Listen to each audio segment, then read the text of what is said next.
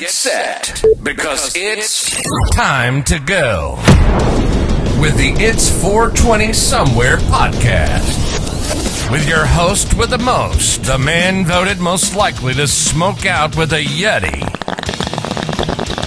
Mr. Brian Brown. Mr. Brian Brown. Now sit back and relax, because it's time to go live across the world.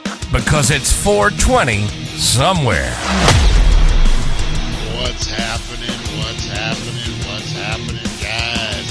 How's everyone doing on this Paranormal Tuesday? That's right, guys. Everybody, Merry Festivus, or Happy Festivus for the rest of us. I figured if we celebrate anything here on the Daily Dank, if it's safe to say we celebrate Festivus above all. Love me some Seinfeld, guys. Love me some George Costanza and some Festivus. Oh, man. I got you all a Christmas present. I donated $10 in each of your names to the Human Fund. It's money for the people. So you guys do know your Christmas is well deserved. Thank you guys for everything you've given me. Oh, welcome to It's 420 Somewhere. This is the show where we count down to 420 Monday through Friday, and we get into a whole mess of trouble in the meantime. We got Movie Mondays, Paranormal Tuesday, Weed Wednesdays, everyone's favorite, True Crime Thursday, and of course Fantastic Friday. We got giveaways. We got all sorts of stuff, man. We get into the nitty-gritty about life and pop culture and horror. You come to the right place. If you love collectibles, if you love autographs, if you love pop culture, horror movies, action movies, Seinfeld, if you like just normal stuff that people like with weed, then you're going to like this channel. Appreciate you guys. Hey, if it's your first time, blow up those comments. Let us know it's your first time on here, and we might send you something nice. We've been known to do that. All right, guys. I'm excited. We got all sorts of stuff coming up. Let's, real quick, the holidays party is happening. I got my phone going off. If it's your first time on a podcast and you forgot to silence your phone, raise your hand.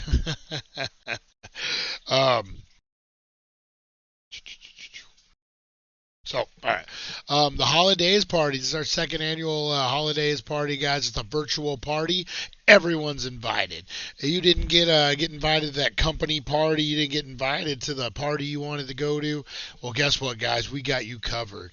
Not only do we got you covered with a party, we got a mess of celebrities showing up.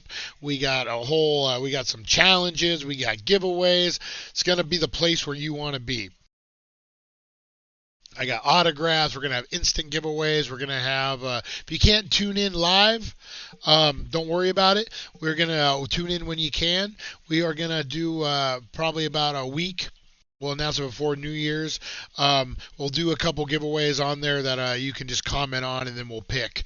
And that way, if you watch it a couple days later, you watch it on Christmas, whenever you're going to watch it, you can still have a chance to win some cool stuff. November to Dismember as well is our horror icon tournament. It's heating up. Last chance to vote is coming on right now, guys. For the first round, we are going to end it with a New Year's brawl. We're going to count down New Year's together, guys, or you can watch it after the fact. It's all going to be the same. Very, very cool. We are going to, go over everything that happened this year. We talk of Halloween. We'll talk the horror icon tournament, and we're going to crown a champion, first of all. This is an NCAA tournament style bracket, so one elimination round, guys. You got like a Michael Myers versus Three Finger from U-Turn. You had Freddy versus Pinhead. Get in there and vote, guys, and you get signed up to win that life-size Chucky doll, the autograph from Ed Gale on a Funko Pop that he played Chucky, and then we got Andy's autograph. Check that out, guys. So that's what you're going to want to be getting into, paying attention for. That's some of the fun stuff we got coming up. Well, we also do, guys, every day we count down to 420. We also do the top 5 at 420. And what this is that we scour the internet. We're mining out there, guys. Miner 49ers. And we're down there, and we find the greatest videos the internet has to offer, and we share them with you every day. Brought to you by the Healing Center, 1400 Needles Highway, Needles, California, guys. Check them out. Daily deals have dropped, so you want to check those out over on the dailydank.com. They got a whole mess of stuff, guys. We'll get into what I'm getting into here in a little bit when we do the 420 break, but let's get into the countdown, and we're going to do the top 5 at 420 right now, guys.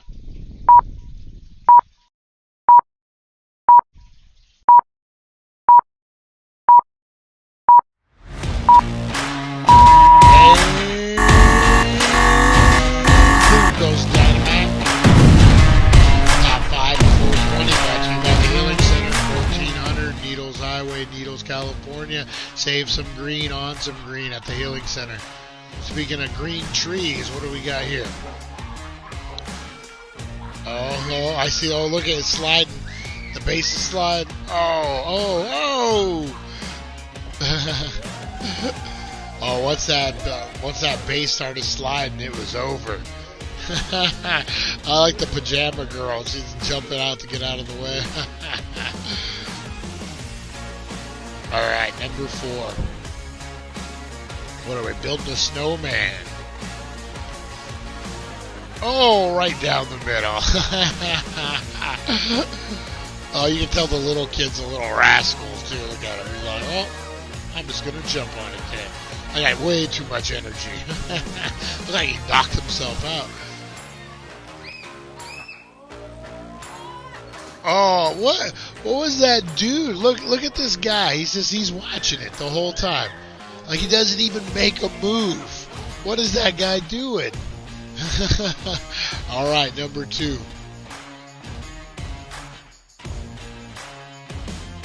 No, giving him, what is that, an ornament? Oh, he's hanging on the tree, but instead he broke it. All right, number 1, guys. This is a really good one. I like this one a lot.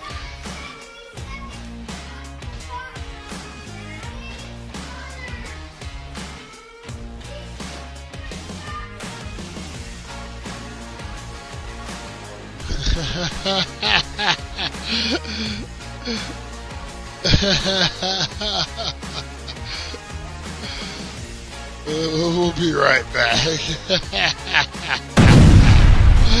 Oh, who hasn't done that with whatever sport you were obsessed with as a kid? Might have been just a boy thing, but all right, we got a bonus round for you guys, brought to you by the Healing Center. Head on down there. Oh, give him a hug. Oh, but then he got fresh with her. She pushed him away. It was a very, very long time ago. Before I was born. Really? Mm-hmm. Go.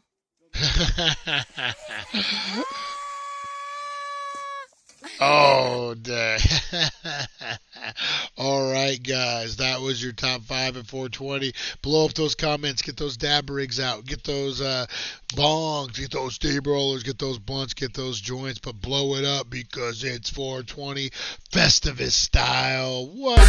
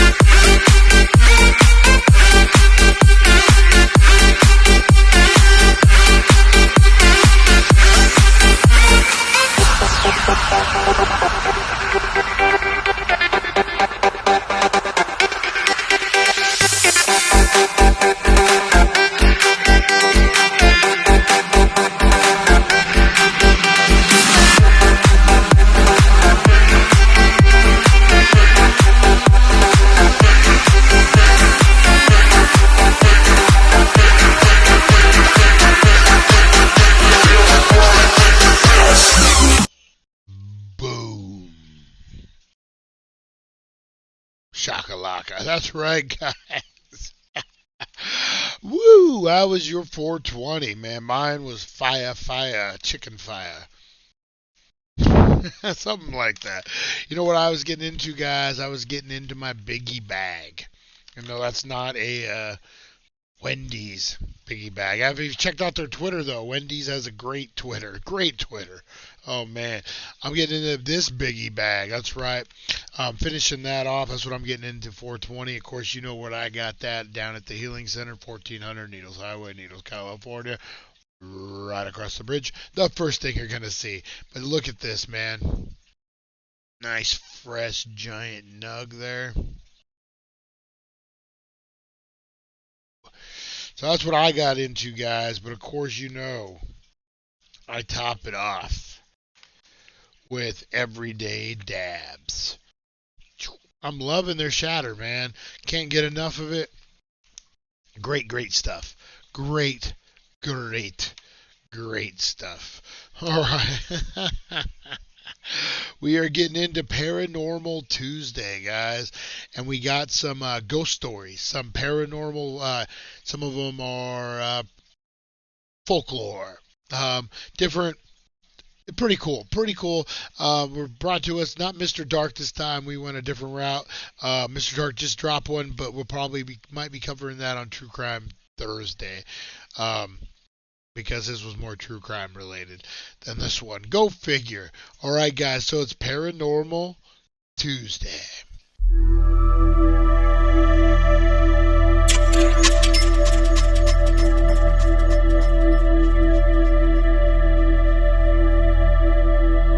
I have built a radio telescope, which is in my back garden. It consists of And I had no production value, but that's what I had, guys. Oh, it was kind of trippy, kind of paranormal. That used to be our countdown back in the day, until we got all fancy and did the cowboy western music. All right, guys, so what we got is Paranormal Tuesday. We got these ghost stories. I'm looking for turn that off. All right. Sorry guys, looking to see who that was. Phones are ringing, everything's interconnected now, crazy. All right, so we're gonna be getting in this guy on these stories, guys. That biggie bag was pretty damn good. All right, we're gonna be getting into this right now, guys. Let's go to the show.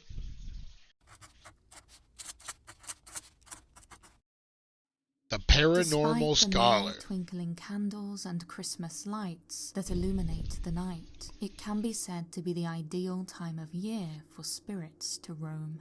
Autumn has slipped away to the cold of winter, and the nights are dark. Ghosts seem to lurk in each and every shadow. And if these chilling Christmas time stories are to be believed, such may just be true.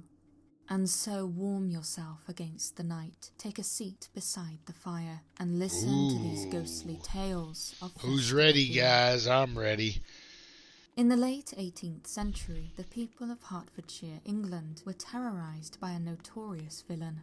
The criminal's name was Walter Clibborn, and he, along with his sons and wife, operated a lucrative business, selling pies at markets and fairs throughout the county. The family business, as innocent as it may sound, was anything but. Whilst operating as a respectable pieman, Clibborn would eavesdrop on his customers' conversations, as well as those of fellow traders at the markets. Gotta watch out for those piemen. Would then ascertain which of the tradesmen and farmers had made the most money that day. Some versions of the tale even claim that Clibborn feigned blindness so as to keep in close contact with fellow traders without raising suspicion. After having identified their victims, Clibborn and his family would ambush them on their way home along the rural roads of the county. Dressed as highwaymen, they would leap from the trees and, under threat of death, relieve their unfortunate targets of their profits.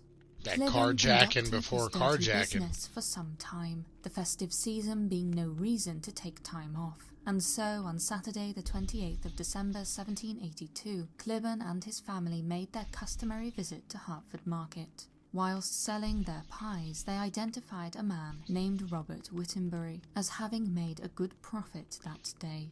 Eager to relieve him of his earnings, Walter and his brood set up an ambush on the lonely tree-lined road between the villages of Datchworth and Bramfield. What followed was a tale of failed villainy. The story that survives to this day reports that Clibborn and his sons mistakenly attacked a younger man, Robert's son, William.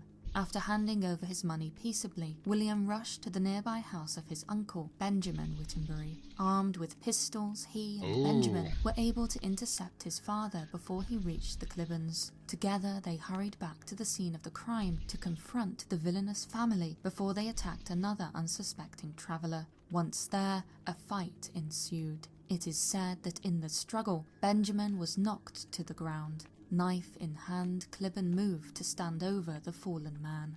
However, before he was able to do anything, Benjamin supposedly called to his servant, North, who was known by his nickname, Shock. "Shoot, Shock, or I'm a dead man," cried Benjamin. And Shock did indeed shoot. In one version of the story, Why would Clibborn you need was a killed nickname if you instantly. had a name like In another, North? he was captured, and, along with one of his sons, the other having fled, was carried to a nearby inn at Bull's Green. People are said to have flocked from miles around to see him, and, vengeful after suffering at his dastardly hands for so long, tied him to the back of a horse and dragged him along the rough road back to the scene of his crime. There, cheering and gleeful, they beat him to death. Determined to deny the evildoer of a Christian burial, they sunk him in the ground there and then. The stake of a post was even driven through Clibborn's heart, an attempt to stop his spirit wandering. The following March, Clibborn's captured son Joseph was also executed. Today, one can still see the post, which is said to have been driven into the highwayman's body. Known as Clibborn's Post and engraved as such, it stands on the side of the road at the exact place where the man is said to have fallen. However, creepy. far from serving its purpose to keep Walter Clibborn in his grave, it is said to act instead as a marker for spirit activity. At the correct time of year, as the light begins to fade to night, it is said that the sound of horses' hooves can be heard along the road. According to some reports, one can even catch a glimpse of the indistinct ghostly beast pulling a groaning and contorted body towards the inn at Bull's Green, the villainous pieman being condemned to relive his final, fateful journey every Christmas since the day of his dramatic punishment. Oh, because they've kept his soul. Oh, dang. Dang. How? Alright, you get robbed. I get it. Like, you get robbed, it sucks. You want some revenge. Hey, I get vengeance. But to go as far as, especially back then when they believed, like, if you, like, you had to have coins on your eyes so you could have something to give the toll, pay the toll for the Grim Reaper or whatever it was. Man, they believed in that stuff, like, with their wholeheartedness. So to go as far as to be like, no, we're going to keep you here and drive a stake through your heart so you can't go to the afterlife. Woo! Man, that's some brutal stuff there, guys. All right, let's get to this next one. In 1908, a family in the tiny farming village of Ethelbert, Manitoba, were making preparations for a great feast to be held the following day. As was common for the area, the family were Ukrainian immigrants, and the day was Orthodox Christmas Eve. As was tradition, they were preparing their chilly and seldom used dining room. Tomorrow, neighbours would come by horse from miles around to eat with the family. At the head of the operations was Pearl Zabinski. Her children buzzed around her, helping to spread hay on the floor and under the tablecloth, upon which 12 traditional meatless dishes would later be laid, each one representing one of Christ's 12 apostles. Oh, wow. Allegedly I didn't know that was a thing. Is reported by Pearl's grandson, Walter. Busy setting the table, the mother remarked that she hoped everyone would be able to make it to the celebrations. It was then that her daughter, an 8-year-old girl called Anne, shouted, "Billy has come! Billy has come!" The girl was pointing to the floor beneath the table. and siblings' attentions were likewise captivated. They claimed to be regarding the smiling figure of a 2-year-old boy, their brother, Billy, who had tragically died 2 years previous. According to the children, the ethereal boy was dressed in white, clasping his hands together just as he had when he had been buried. Shocked by what her children were telling her, Pearl is said to have searched underneath the table, trying to see the figure of her late son herself. She could not see anything. Her children, however, continued to be delighted. It is said that the spectre of Billy stayed for a considerable time before fading away, leaving an aura of light in his place. For decades afterwards, the story of Billy's return was retold on Christmas Eve, with the children, now adults, maintaining the veracity of what they witnessed. As for Pearl, although she never witnessed it herself, she steadfastly believed the claims of her children. 87 years after the incident, her grandson Walter reported that death really does open a door into an unknown world, and that his grandmother was only sorry that she had been unable to see her beloved boy one last time. Now that one was just sad, guys. That one was rough. Oh man! All right, I think they get a little more spooky. It was December 1878 when Edward F. Smith and his family first encountered the supernatural at their home on Clinton Avenue in Brooklyn, New York. In Brooklyn, all right, yeah, it's more modern now. Tucked up beside the fire, began to turn sinister when the doorbell rang. Not expecting any visitors, Smith went to see who was calling. He opened the door to find nobody was there. He could not see anyone close by, not even a prankster small boy running down the street. According to the New York Times article, which reported on the incident on the 20th of December that year, Edward F. Smith's initial disgust at having been disturbed changed to fearful suspicion when the doorbell rang again, and again, and again. Oh, dang. Each time there was no one at the door.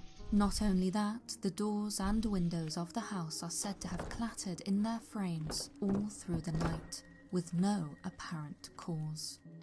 At first, Smith tried to blame the events on the wind. However, there was something markedly sinister about what was happening. The mysterious bell ringing and door knocking continued the following day, and the day after that. Eventually, the once terrifying phenomena turned exceedingly monotonous, and sentries were stationed beside the rattling doors, while one person stood watching. There we go. Sorry, guys. I got the end of this one. Smith was determined there was an earthly explanation for what he and his family were experiencing. He would catch whoever was responsible. However, not even ash and flowers sprinkled on the path to the house so as to capture the footprints of the villain could reveal the cause. Utterly confused, Smith was forced to call the local police department. When the officers arrived, they too were able to witness the activity of the so-called ghosts at the house. The most terrifying moment came when the bell rang violently and several heavy blows were struck upon the door in quick succession. The captain sprang out of the door and regarded empty space and nothing more. As the captain stood there, a brick supposedly came crashing through the dining room window. None of the officers saw anyone or anything that could explain the happening, with the entire house being searched for signs of trickery. There was That's always crazy when the cops get called for like a After paranormal days of thing. suffering these strange Christmas-time manifestations, Smith was convinced that his house was in the grip of the evil one. The invisible cause of all the phenomena being no less a personage than his satanic majesty himself. Oh, dang. Wow. The satanic master himself. Don't mess around with those ghosts, guys. All right, we got one last one to get into real quick, and then we'll wrap it up. The village of Bradley in Lincolnshire, England has a long history, with the parish church dating back to at least the 12th century. As such, the local area has witnessed much upheaval and bloodshed. One such terrible time in history was the 15th century War of the Roses. According to local folklore, a female spirit connected to Bradley's woods has been seen wandering the trees there since that time. The spectral figure is known as the Black Lady of Bradley Woods. Ooh, Although the her Black name Lady and of indeed Bradley one believes Woods. the tales the sight of her inspire fear, it is said that her spirit has never harmed anyone. Rather, she herself was the victim of a terrible crime. The wife of a woodsman, the story suggests that the lady was left alone when her husband was forced to leave to fight. She had recently given birth and was so left to raise the infant by herself. For many months she waited for news of her husband, and was often seen walking, carrying their beloved baby boy in her arms, to the edge of the woods, eager to catch sight of her returning spouse. One day, the enemy army crossed the River Humber and marched through the area on the way to attack Lincoln. Unfortunately, the lady was leaving her cottage as the soldiers were moving through the area. Her child in her arms, she was set upon by 3 horsemen. At their hands, she is said to have suffered a brutal attack. When they were finished with her, the men snatched away her baby and rode off, laughing into the woods to rejoin the army. Heartbroken and humiliated, the lady wandered the woods, calling and searching in vain for her child and husband. She never did recover her son, and so even after her death, it is whispered she continued to look for him. Centuries have passed since then, and the mournful mother is still sighted, invariably appearing each year on Christmas Eve. Described as a pretty young woman dressed in a flowing black cloak and black hood, she has earned the name the Black Lady of Bradley Woods. It is even said that for those who are brave enough, or perhaps cruel enough, to torment her tragic soul, the woman can be summoned to appear, chant the words Black Lady, I've stolen your baby, 3 times in Bradley Woods on the night before Christmas, and she will appear before you. It's like and a Bloody try to Mary take type back of thing. your child. Now that's creepy. All right, I'm glad we ended with that one. Man, that was creepy. Well, I've taken your baby. Come get me. Oh, no. I would love, I've thought about doing a show where we do urban legends. And we get like super high, and I stick someone in a mirrored room, and they have to say Bloody Mary 3 times, and we film it and see what happens. Oh, I think we all know what would happen. They would freak out, and good times would ensue. But, oh, man.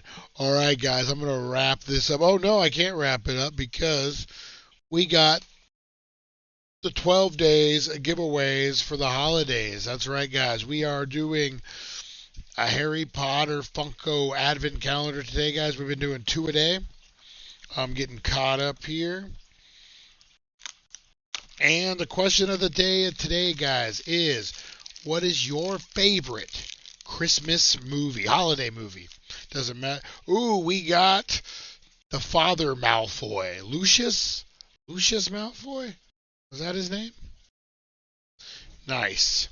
So what this is, guys, is someone is going to walk away with this whole Funko Pop set.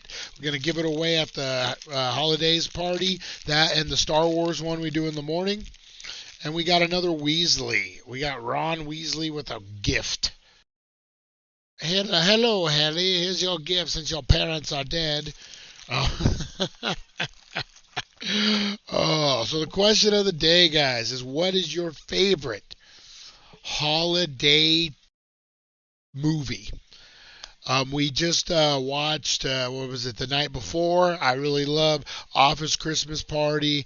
You can't go wrong with the classics like your Claymation Rudolph and all those guys. You can't go wrong with that. You can't go wrong with anything. Blow up those comments and let me know what you enjoy watching around the holidays, guys. Oh, man. Oh, and we're going to announce another winner chicken dinner. That's right. We're doing 2 today. Is that what I said? All right, guys. So we're doing 2 a day. Let me pull up my handy-dandy phone here. I'm going to tell you right now. We're going to throw up the randomizer on here. And I'm going to tell you the first winner of the day is someone that wakes up at the butt-ass crack of dawn. and starts commenting. I wake up about 6:30 to let the dogs out, and I see my phone going off, and this person is hashtagging, man, and I think that's awesome.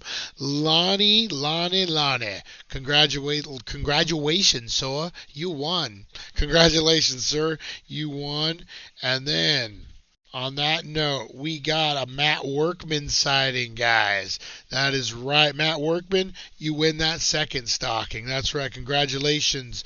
All right. Thursday, I'm meeting up with Teresa. Be able to get those off to you guys before Christmas. All right, guys. I'm going to bounce out of here. I got a bunch of stuff to do today, so I'm getting this done and out. All right. Oh, God bless every one of you guys. Be kind to one another. Thank you guys so much for tuning in and keeping this live and popping. I appreciate you guys so much. Show's growing. Things are getting good. Oh, man, the holidays party is going to be off the hook, guys. So much stuff. Check out thedailydank.com. Check out the community page here. Instagram. Check out the Healing Center.